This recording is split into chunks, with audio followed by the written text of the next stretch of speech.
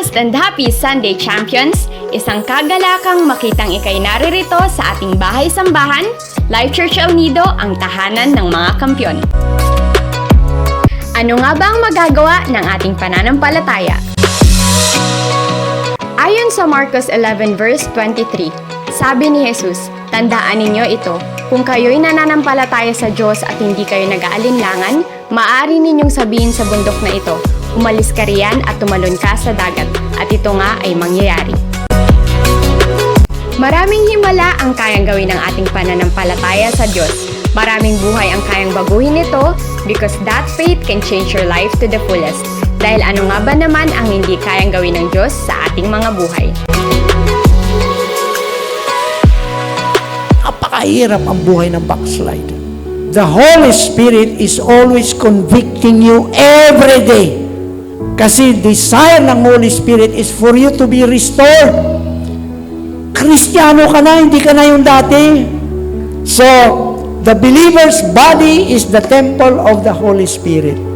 Biro nyo, ganito lang tayo, ang banal na Spiritu nakatira sa atin.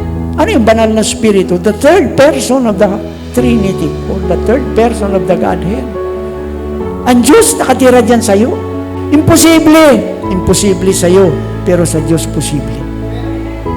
Nung umakyat si Jesus sa langit, sabi niya, ipadadala ko yung banal na Spiritu. Siyang mananahan sa inyo. Si Jesus wala ngayon sa mundo. Oh, well, contain niya ang buong mundo, Diyos siya. Pero nandun siya sa langit at the right hand of the Father. Doon siya nagpi-plead on our behalf. Nagpi-pray siya araw-araw para sa atin. Ang nasa atin ngayon is the Spirit of the Lord. Kaya dyan sa unang 1, ang sabi riyan, greater is He that is in us than he that is in the world. Sino daw ang mas makapangyarihan? Ang spiritong nasa atin kaysa sa spirito ng kaaway, si Satanas, na nasa mundo. Praise God. Okay? So the fruit of the Spirit is faith.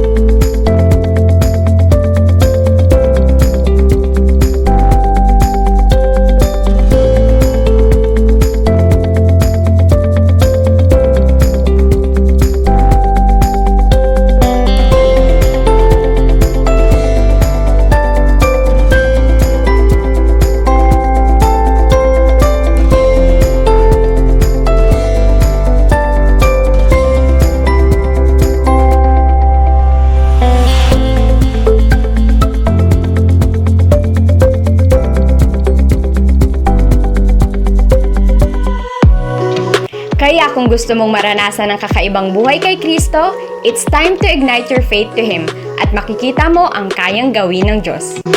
Dahil hindi malilimitahan ng sino man ang kakayanan niya, basta willing tayong magbabago at magtiwala sa kapangyarihan niya.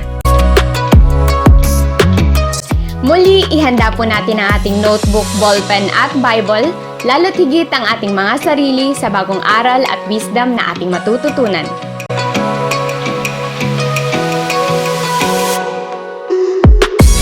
Mula dito sa The Collective, ako si Cassie at ito ang Life News.